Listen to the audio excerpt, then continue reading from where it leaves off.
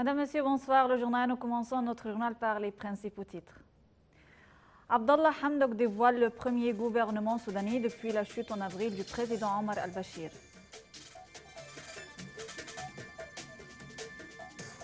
L'ancien président zimbabwéen Robert Mugabe est décédé à 95 ans, suscitant une pluie d'hommages de pays africains et de la Chine. Le Festival international de musique militaire organisé en Russie se clôture avec la participation honorable de la troupe égyptienne de musique militaire.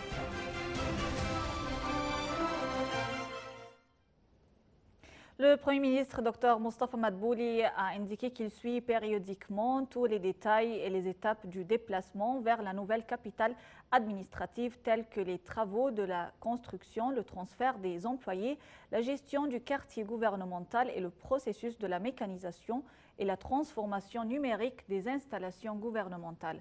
Cette déclaration a été faite par Dr Madbouli lors d'une réunion centrée sur les derniers développements des travaux dans la nouvelle capitale administrative. De son côté, la ministre de la Planification et la Réforme administrative a débattu de certains détails du plan exécutif du processus du déplacement vers la nouvelle capitale. Le Conseil suprême de l'Organisation de l'information a exigé dans un communiqué l'engagement des sociétés et des canaux satellites à l'interdiction d'importation ou de location des appareils SNG, sauf à travers l'Autorité nationale de l'information ou les sociétés œuvrant dans ce secteur procédé par l'État et conformément à la loi, faute de quoi les contrevenants seront punis par la loi. Le Conseil a par ailleurs exigé le respect des normes et des morales de la profession pour organiser le travail des diverses émissions sportives, religieuses, talk-shows et autres. Le Conseil a d'autre part exhorté les mass-médias de ne pas prendre pour source les informations publiées sur les réseaux sociaux.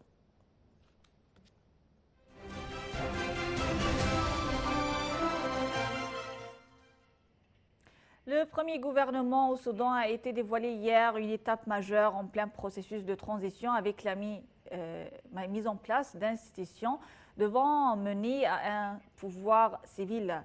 Après un repos de plusieurs jours, l'annonce du gouvernement a finalement été faite en conférence de presse à Khartoum par son chef Abdallah Hamdok. Les détails dans ce commentaire. Le premier gouvernement au Soudan a été dévoilé en conférence de presse à Khartoum par son chef Abdallah Hamdok. Nous entamons ce jour une ère nouvelle, a-t-il dit en annonçant un gouvernement composé de 18 membres, dont 4 femmes, notamment la ministre des Affaires étrangères, Asma Mohamed Abdallah. La première priorité du gouvernement de transition est de mettre un terme à la guerre et de construire une paix durable, en référence au conflit qui ronge les États du Darfour, du Nil bleu et du Kordofan sud. Après la signature le 17 août d'un accord entre le Conseil militaire de transition qui avait succédé à M. Béchir et l'Alliance pour la liberté et le changement, le Soudan s'est doté d'un Conseil souverain, une instance à majorité civile. Cet accord historique, qui trace les grandes lignes d'une période de transition devant durer un peu plus de 3 ans et ouvrir la voie à des élections démocratiques, inclut notamment la nécessité de signer des accords de paix avec les groupes rebelles. 4 groupes rebelles au Darfour ont annoncé fin août qu'ils négocieraient avec les autorités de transition en adoptant une position commune sans donner plus de détails. L'autre défi du gouvernement sera de relever l'économie d'un pays ayant notamment souffert de 2 décennies de sanctions américaines. L'annonce des nouveaux gouvernements avait été reportée plusieurs fois pour donner le temps au Premier ministre de choisir parmi les noms proposés par les Forces pour la liberté et le changement et par le Conseil militaire ayant succédé à M. Béchir. L'étape suivante de la transition, selon les termes de l'accord, sera la constitution d'un corps législatif moins de 90 jours après sa signature. Cette assemblée doit comporter 300 membres, dont 201 issus des FLC. La France a appelé l'Iran à s'abstenir de toute action non conforme à ses engagements au lendemain de l'annonce par Téhéran d'une nouvelle réduction de ses engagements nucléaires. L'Iran doit annoncer demain le détail de la nouvelle réduction annoncée des restrictions consentées averti en 2015 sur ses activités nucléaires, projet auquel l'Union européenne l'a sommé de renoncer. Selon l'agence semi-officielle ISNA, c'est le porte-parole de l'Organisation iranienne de l'énergie atomique qui dévoilera la façon dont est exécuté l'ordre donné mercredi par le président Hassan Rouhani de faire sauter toute limite à la recherche et au développement dans le domaine nucléaire. L'Arabie saoudite a parlé d'une menace sur la sécurité du royaume en dénonçant pour la première fois le conflit dans le Yémen du Sud entre l'armée qu'elle soutient et les séparatistes. L'Arabie saoudite a dit regretter ce déclenchement de la division entre les frères au Yémen et a appelé à un engagement total, immédiat et inconditionnel pour l'arrêt des combats. Riyad estime que cette division profite aux milices terroristes Houthis soutenues par l'Iran et d'autres organisations, citant le groupe État islamique d'Al-Qaïda et Al-Qaïda. Le royaume a dit regretter l'absence de réponse à son invitation au dialogue. La chancelière allemande Angela Merkel a appelé publiquement à garantir les libertés de Hong Kong à l'issue d'un entretien à Pékin avec le Premier ministre chinois Li Keqiang après 3 mois de manifestations dans le territoire autonome contre l'exécutif pro-Pékin. Les solutions ne peuvent être trouvées que par le dialogue, a déclaré Mme Merkel. Il faut tout faire pour éviter la violence, a ajouté la chef du gouvernement allemand, arrivée à Pékin pour une visite officielle avec une importante délégation commerciale. Avant son arrivée, des militants du mouvement pro-démocratie à Hong Kong ont appelé Mme Merkel à l'aide dans une lettre publiée par le quotidien Bild. Et en Afghanistan, les talibans ont lancé un assaut contre la capitale de la province afghane de Farah, ont indiqué des responsables alors que le mouvement multiplie les attaques dans le pays. De son côté, un porte-parole des talibans a fait état d'une vaste opération en cours dans la province de Farah.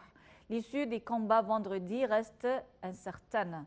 Le porte-parole du ministère de l'Intérieur, Nasrat Rahimi, a affirmé dans un message que l'ennemi a subi des coups sévères dans plusieurs zones et que tous les attaquants seront bientôt éliminés.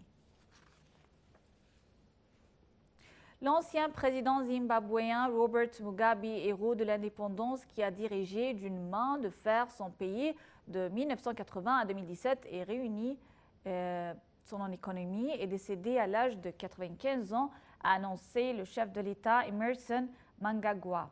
L'ancien chef de l'État est décédé dans un hôpital de Singapour selon le gouvernement sud-africain qui a salué le combattant de la libération panafricain et courageux. Les détails dans ce commentaire.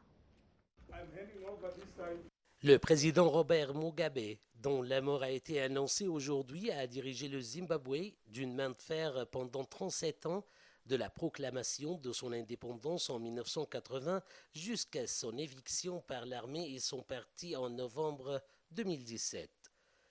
Robert Mugabe avait pris les rênes de l'ex-Rhodésie devenue indépendante en 1980. Pendant son règne de 37 ans à la tête du Zimbabwe, l'un des plus longs sur le continent africain, il est passé du statut de héros de l'indépendance et chouchou de l'Occident à celui de tyran qui a provoqué l'effondrement économique de son pays. Accueilli en libérateur en 1980, sa politique de réconciliation au nom de l'unité du pays lui vaut des louanges générales, notamment dans les capitales étrangères. Ses abus contre l'opposition, des fraudes électorales et surtout ses violentes réformes agraires lancées en 2000 lui valent les condamnations de l'Occident. Fin 2017, à la suite d'un coup de force de l'armée soutenue par son parti, le ZANU-PF, le plus vieux chef de l'État en exercice de la planète à l'époque, est alors contraint de démissionner. Il laisse un pays englué dans une profonde crise économique qui ne cesse aujourd'hui d'empirer. Il a été remplacé à la tête du pays par son ancien vice-président, Emmerson Mnangagwa, qu'il avait limogé peu de temps auparavant.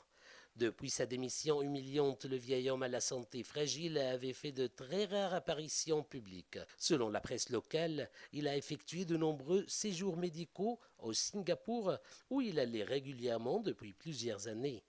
Que son âme repose en paix, a écrit Emmerson Mnangagwa dans un tweet.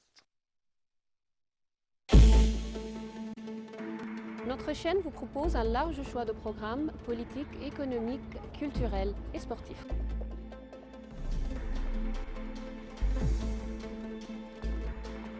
Les événements économiques quotidiens vous sont présentés et analysés. Suivez de près tous les événements politiques, économiques, culturels et autres sur notre chaîne. Nile TV International, c'est la voix francophone de l'Égypte.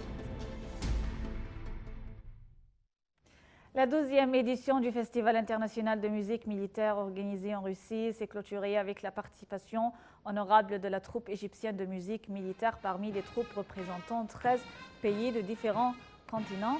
Ces troupes ont donné des représentations incarnant leur patrimoine culturel et artistique. L'objectif principal était notamment d'envoyer un message d'amour, de tolérance et de paix au peuple de l'humanité. Dans une atmosphère fascinante où se mêlaient des comédies musicales orientales et occidentales, la troupe égyptienne a interprété de nombreuses pièces des plus célèbres chansons nationales et de vieux airs accompagnés de formations cinétiques élaborées qui ont suscité un tonnerre d'applaudissements lors de la cérémonie de clôture.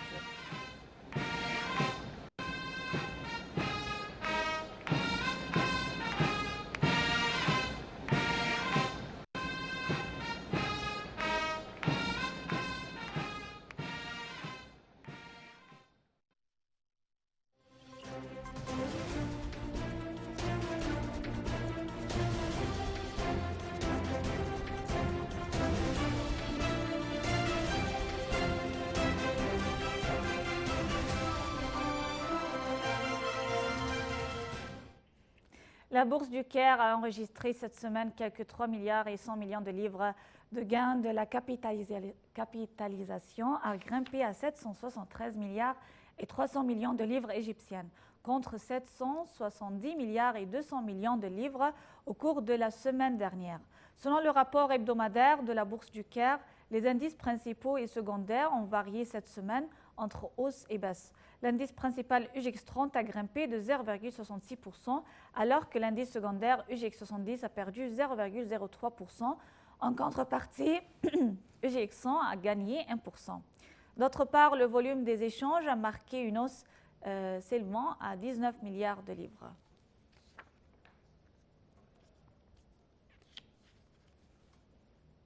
L'industrie allemande a entamé le troisième trimestre par deux statistiques décevantes, nourrissant les inquiétudes sur une entrée en récession de la première économie européenne. Publiée aujourd'hui, la production industrielle du pays a reculé de 0,6% sur un mois en juillet, au lendemain d'un plongeon de 2,7% sur la même période des commandes industrielles annonciatrices de l'activité manufacturière à venir. Ces statistiques ont douché les analystes qui attendaient une hausse dans les deux cas et livrent dans le détail un tableau contrasté lié aux variations des mois sur l'autre des grosses commandes ou des jours ouvrés. L'hyperinflation au Venezuela, qui connaît la pire récession de son histoire récente, a décéléré au mois d'août pour atteindre 135,379% sur un an, contre près du double entre juillet 2018 et juillet 2019, a indiqué le Parlement ou l'opposition à la majorité. En revanche, la hausse mensuelle des prix, qui était de 33,8% en juillet, a bondi en août pour s'établir à 65,2%, selon des chiffres présentés par le député Angel Alvarado, membre de la Commission des finances. Ces taux astronomiques se traduisent pour les Vénézuéliens par une fonte à vitesse grand V de leur pouvoir d'achat. Le gouvernement a doublé le salaire moyen au mois d'avril pour le porter à 40 000 bolivars.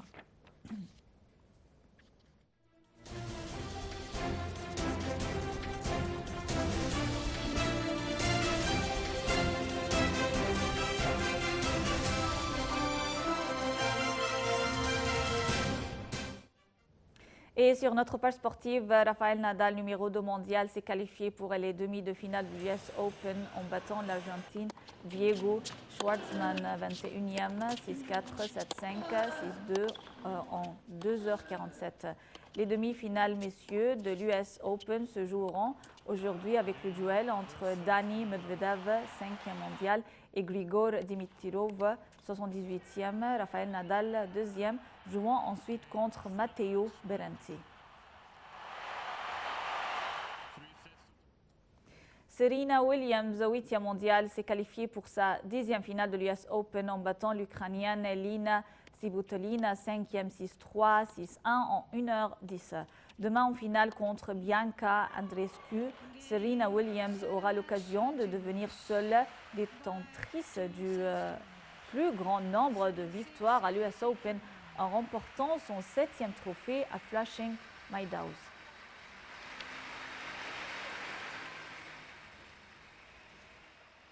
L'ouragan Dorian, rétrogradé en catégorie 1, poursuivait sa lente remontée de la côte est des États-Unis après avoir ravagé une partie des Bahamas où il a tué au moins 30 personnes, un bilan qui risque de s'alourdir considérablement. Selon les autorités locales, plus de 200 000 foyers étaient privés d'électricité en Caroline du Sud où 33 réfugiés ont été ouverts.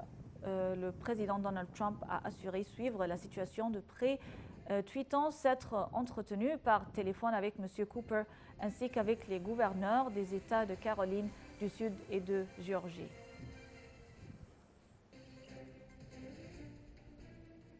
Le journal terminé, nous vous remercions. Chef de rédaction Randa Ahmed, à la réalisation Shrif Megahed et moi Perrine Chawi Chemer qui vous remercie et vous souhaite de passer une très agréable soirée.